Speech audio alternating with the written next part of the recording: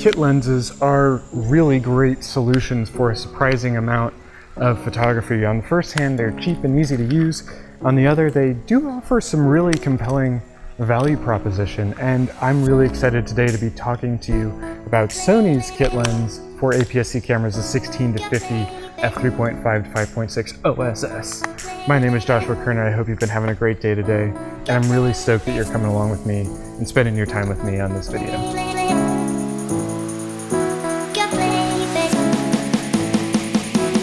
So the Sony 16 to 50 has some established issues, right? At 16, it doesn't actually cover the entire sensor, and so the image processor and all that kind of stretches into the corners, so the corners will always look a little bit muddy at 16.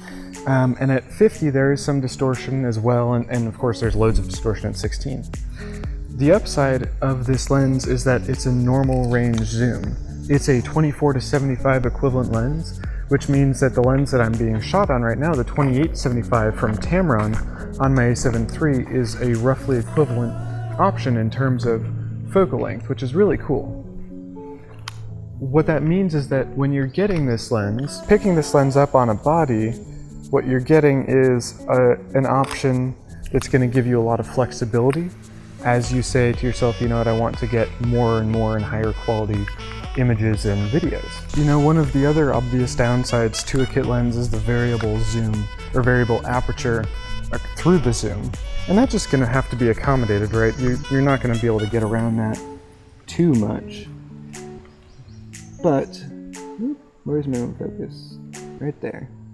But you're gonna be able to get around that by using things like auto ISO, or by putting it into shutter priority mode or something along those lines, where the rest of the camera can help compensate, and so you don't have to worry too much about making every little adjustment for your exposure in real time, so that you can keep shooting and don't have to worry about some of those little details. The minimum focus on here isn't fantastic, but it is pretty good.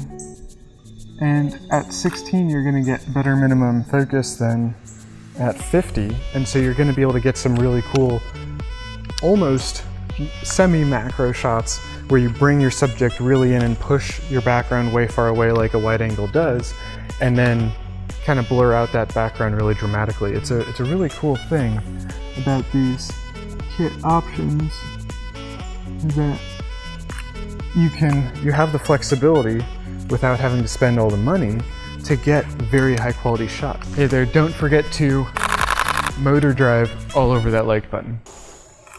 The optical quality isn't fantastic, but I don't think that that's always the biggest concern.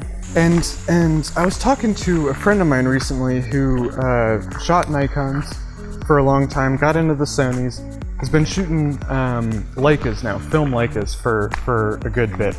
And what he was saying that I just keep forgetting because I live in this camera world so crazily, is that most of the time you deliver, as a photographer, at about a 12 megapixel JPEG. Nobody can tell the difference on a 12 megapixel JPEG. All that compression, getting in there and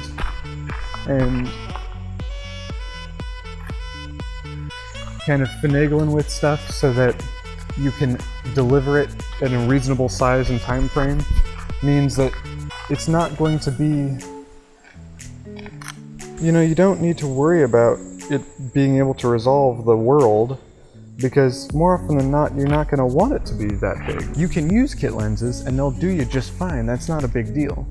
So you gotta kind of balance your expectations. Kit lenses are great tools for a lot of reasons.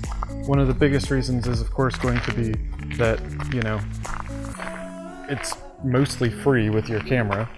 Another reason is going to be that they cover a very standard zoom range. Wow, come on, work with me, Ronan. Ronan S is not working with me here, sorry about that.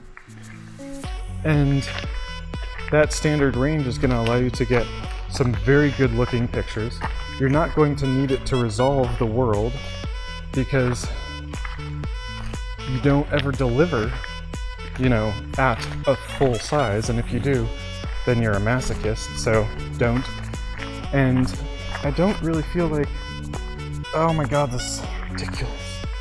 And I don't really feel like there's too much more that the average photographer needs than a couple of kit lenses to get exactly the results that they're looking for. You know, in summation, if you will, I think that there are some really compromising points to the Sony 16-50 f3.5 to 5.6 OSS lens, the kit lens for Sony APS-C, but I think that it's a fantastic lens because it enables you, without having to spend a whole bunch of extra money, it allows you to have the focal range that a lot of people are trying to get in the first place and kind of optimize for in the first place, and so you don't have to worry about whether or not you can get the shot because you have the range to be able to execute against that.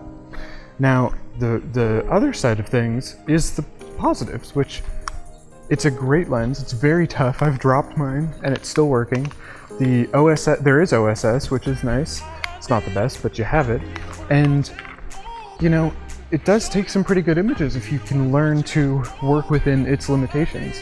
And when you say, you know what, I don't need the supremest of all everythings because my delivery is not going to be the most demanding of all everything. So I just want to say thank you again for spending your time with me today, and I hope that I've brought value to you with this content.